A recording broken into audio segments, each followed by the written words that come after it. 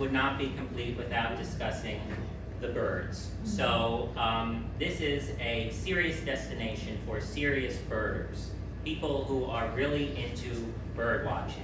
I met two other outsiders at the boarding house where we were staying, one from Japan, one from Austria. So I was able to join in for some of the bird watching. Of course, I saw pelicans, the red-faced cormorant. I really had to kind of bend over the cliff to get that photo. And I assure you that these are not ordinary seagulls. The red-legged kittiwake, it is a very special bird, as I'm told. They can only really be seen in the Pribilov Islands and the Komandorsky Islands in Russia. So it is a great treat for birders to see these in person, and I was able to see a few of them.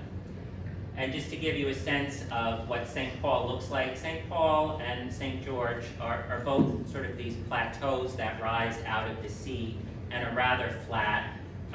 Because of the winds and fog, trees don't grow really very well in the Pribilovs, but in the summer you have grasses covering the land, and the purple are the lupine. And this is a natural rock formation called the praying alley-oop, and you can see the head and the hands folded in prayer.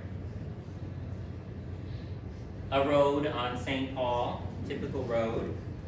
I did spot here, this is the state flower of Alaska, the Arctic forget-me-not. And finally, the cemetery, also very atmospheric, something out of old Russia with the old picket fence and the wooden crosses. Sometimes for fishermen, people will hang buoys from the crosses. And in the distance here is the village of St. Paul. And I had some issues getting off the island. The airport had trouble with the weather tracking system. The one plane that goes back and forth in Alaska and the Pribilovs was having mechanical issues. I was told I might have to be on the island for weeks. I looked into getting on a fishing boat, and finally, long story short, a plane eventually came for me. I was the only passenger leaving St. Paul, and the pilot did stop on St. George on my way back. So it wasn't enough time to, really tour the island, but I did have a mini reunion. This is Deacon Anton. He came out to the airport with his wife and newborn baby. This is the airport on St. George, and that is the plane that flew me back to Unalaska. So again, going from the Pribilovs back to Unalaska, Dutch Harbor is the main harbor on Unalaska. That's where the airport is located. So Unalaska, the nature and terrain are quite a bit different from the Pribilovs. You have a lot of mountains and hills. The far mountains are still covered in snow. The hills are covered in this lush green, lots of wildflowers. The island has countless inlets and bays, so basically from anywhere you look you can see the water. Once again, because the Aleutians are right between the Bering Sea and the Pacific Ocean, the winds are strong, so large trees don't grow. So as a result, you have this beautiful green covering and sort of a 360 view. Again, mosses, grasses, shrubs, all sorts of interesting rock formations. It's a great place to go hiking. So most of the island is owned by the Native Corporation, which is the tribe on Unalaska. But you can get a permit, which I highly recommend. It's about $20 for the week. And then that allows you to go on all the back roads. You can go fishing, you can forage for berries, and you can hike anywhere you want. I just included this picture to show you the expanse of green while hiking. That was my plunge into the Bering Sea. if I was with friends, maybe I'd, take the full plunge, but I was traveling solo.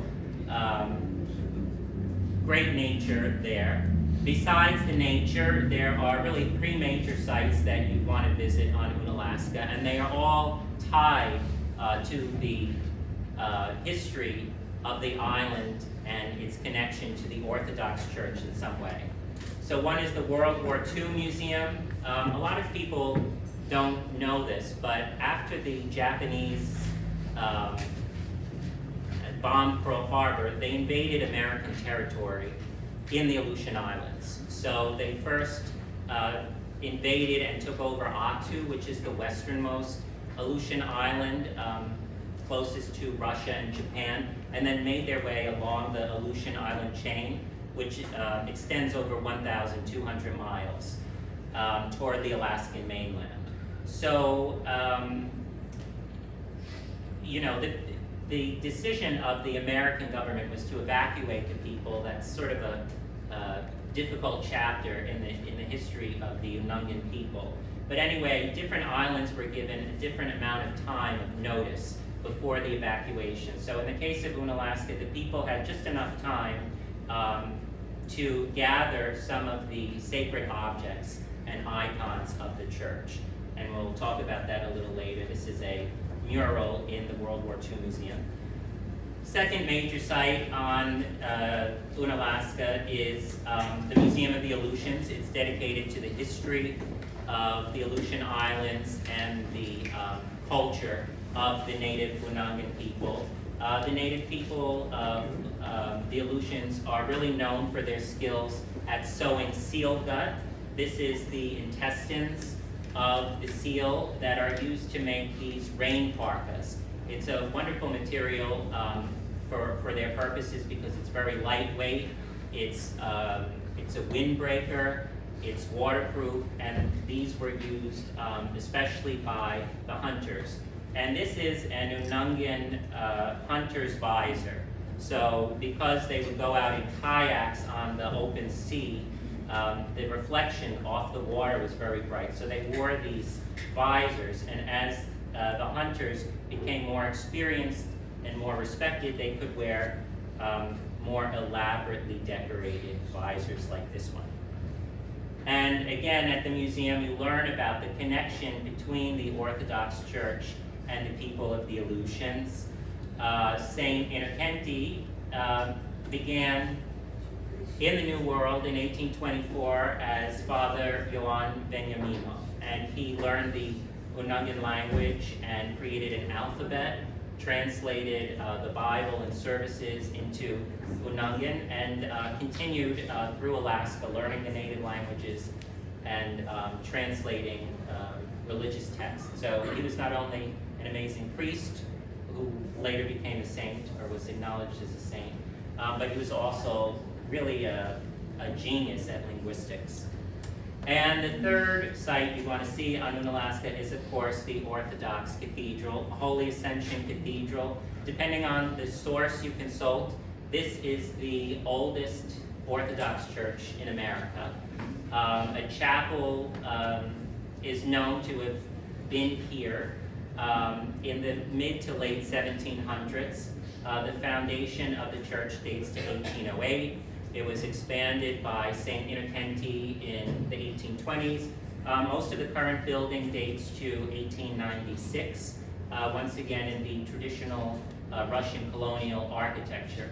But what's so impressive about this church is the whole landscape and atmosphere. You have the bay, there's a bay on one side, again, the green hills in the summer, there's a little stream on this side. And so, as I was making this